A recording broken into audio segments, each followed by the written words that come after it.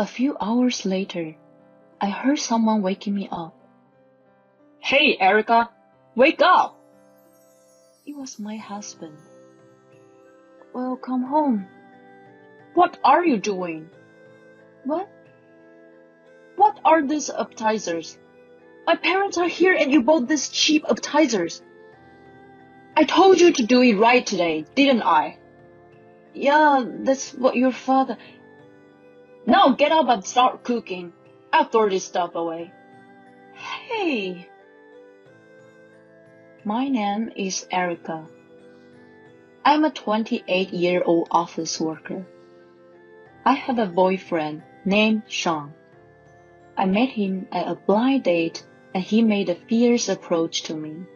He was kind and funny and I was immediately attracted to him. Then, a year after we started dating, he proposed to me. The answer, of course, was yes. I was so happy that I was going to marry the man I loved so much. My parents also liked him and congratulated us on our marriage. His parents were also very nice people, and I knew we would have a very happy marriage life. After that, the wedding and the honeymoon went well, and we started our new life. I was very happy and enjoying my new life with my husband. Then, I got pregnant. On top of being happy, another wonderful event, and I felt the greatest happiness in my life. My husband was also very happy about the baby. I'm going to work harder, he said. However, I think my husband had the wrong idea about working. Even though I was suffering from morning sickness, he was working a lot of overtime to increase his income. I was so worried about having a baby for the first time, and I wanted him to come home early if he could. But it was not easy for me to tell this to my husband, who was working hard for me and the baby. Then, when 6 months had passed and I entered a stable period in my pregnancy, I decided to take both paid and maternity leave to take a break from my work. But I guess that had the opposite effect for my husband. He seemed to think I was bored at home and didn't do any housework anymore. When we first got married, we were both working, so we shared the household chores. Also, when I got pregnant, he took the initiative to do the housework because he was concerned about my health. But when he started working more overtime, he helped with the housework less and less, and I had to do it all by myself. I was feeling quite stressed out, and one day I had a run-in with my husband. He didn't work overtime and came home early that day. Oh, welcome back. You're home early today. Yeah. By the way, what's for dinner? I'm sorry. I'm not feeling well, so I was lying down until just now. And I was going to start cooking now. Oh, I was able to come home early today, and how come there isn't any food? What? You're a stay-at-home wife, so you should do better. I'm trying my best to do things right. Besides, the reason I'm taking time off work is because I'm pregnant and not feeling well. You should at least understand that. Are you saying it's my fault? Don't blame me for your own inadequacies. I didn't say it like that. I'm just saying that we are a couple and we need to support each other. What I want from you right now is not to work as hard as you do. I want you to be here for me. and help me with the housework as much as possible. In short, you want to slack off. What? Why is that? Because if you are going to be home all the time and depend on me to do the housework, it's nothing but just slacking off. That's enough. I'm going to have the baby back home. What do you mean? I'm saying I'm going home to my parents for a while. I'm not coming back here until the baby is born.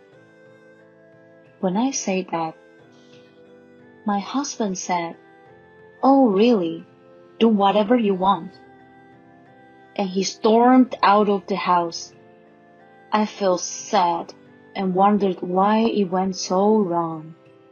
I cried alone in the house. I wondered if I would be happy to give a birth in this situation. After that, I went back to my parents' house and took it easy with their support. It seemed that I had been under a lot of stress. After resting at my parents' house, my physical condition improved considerably.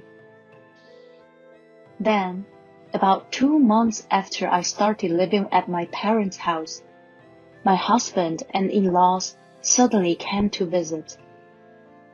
I hadn't had any contact with my husband since I went back to my hometown, so I was puzzled by the fact that they came out of the blue. Apparently, they wanted to apologize to me. It seems that my in-laws had come to the house where my husband and I live because they were worried about my health. They were surprised to see that I was gone. Then when they asked my husband what was going on there, he told them that I had gone back to my hometown after a fight. They grabbed my husband by the neck and came to my parents' house. Erica, I'm really sorry about our stupid son. We gave him a big lecture.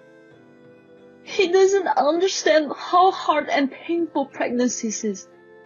Come on, you apologize too. Erica, I'm sorry. My husband bowed his head, saying apologize. It's okay. I'm sorry I got emotional too. And we were able to reconcile. My in-laws are really nice people. I don't know what would have happened if they hadn't come in to mediate this time. And then the baby was born, a healthy baby girl. My husband was very happy about the birth of our daughter. I took her with me back to the house where I lived with my husband. After maternity leave was over, I took a childcare leave and devoted myself to raising my baby. But taking care of the baby was harder than I had expected. My daughter cried a lot at night. Because of this, I could hardly sleep at night. I woke up in the morning exhausted, made lunch for my husband, and did housework. One day, I reached my limit. I fell asleep with my daughter while I was putting her to bed.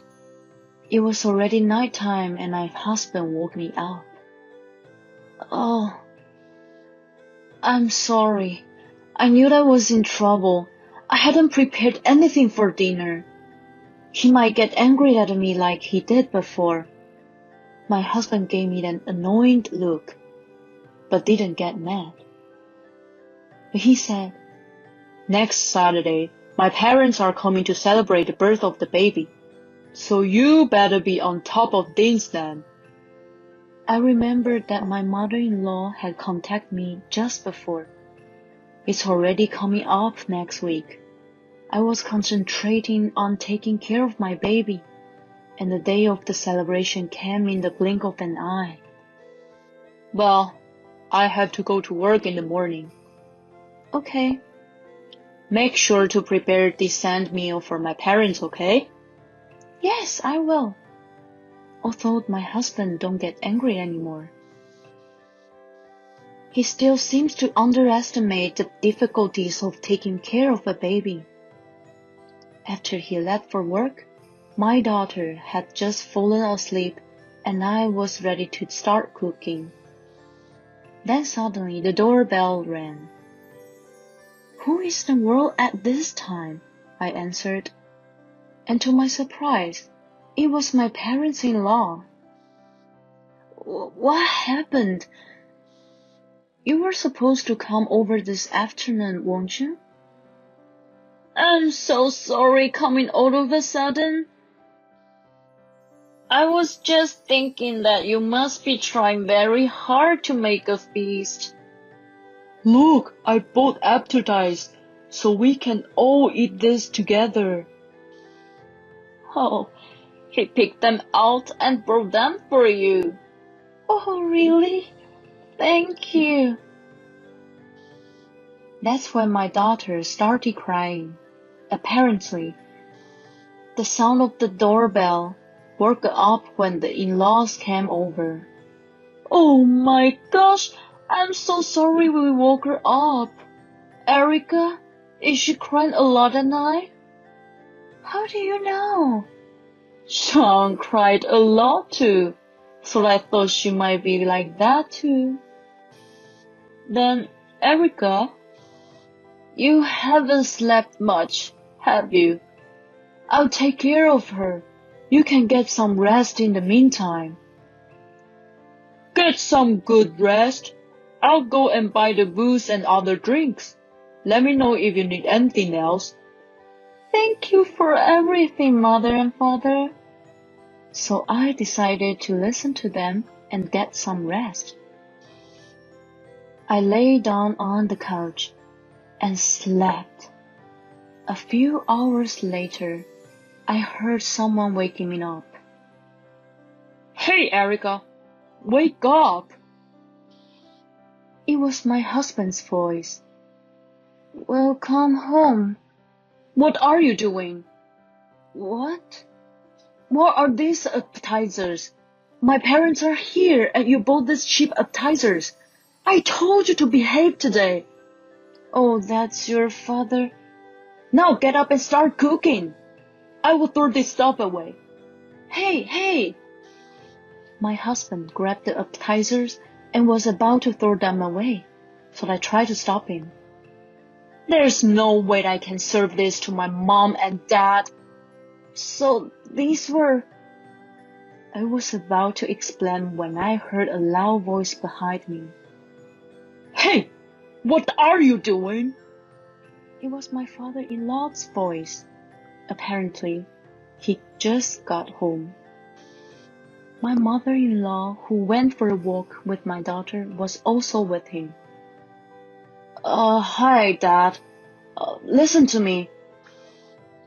I told her you were coming today, but she slept in and didn't even cook. And she tried to cover it up by buying these cheap appetizers. I'm going to throw this away, so just wait a little longer.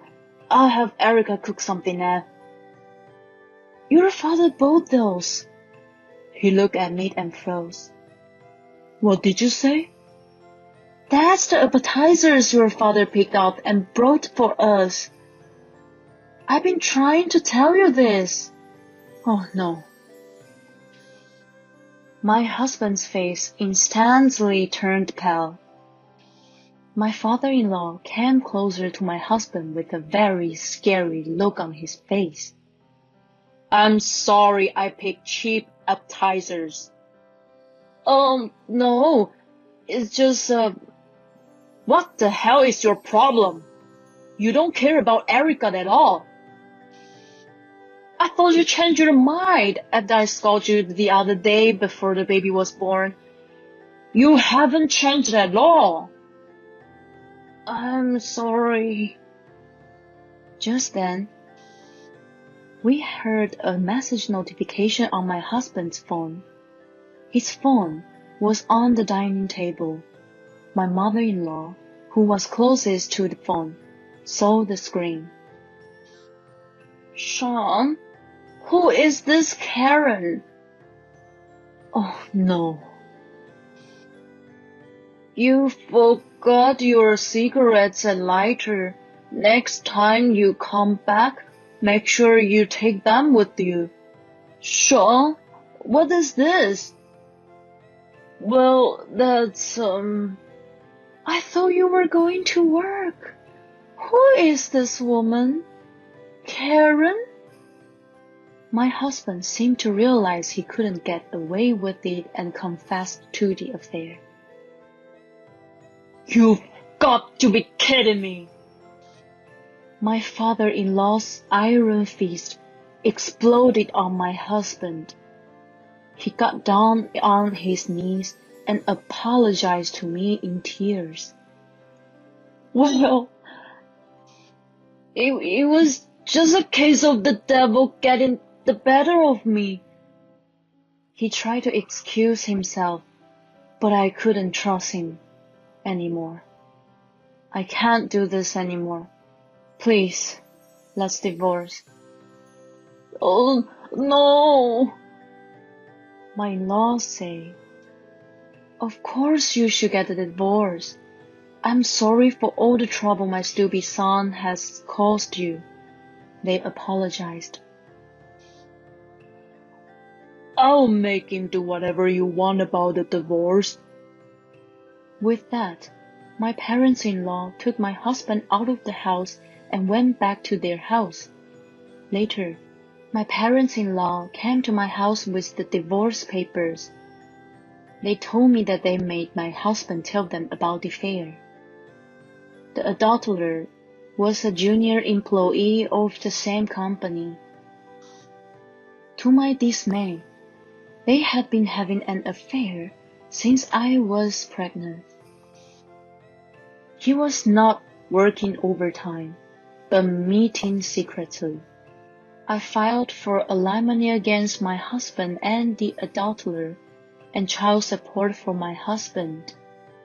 Since my in-laws were with him, my husband could reject and agree to my demands. So, we got divorced. My ex-husband was told by his parents that they would pick his rotten guts off. My ex-husband is forced to live a life of daily surveillance, going back and forth between work and home.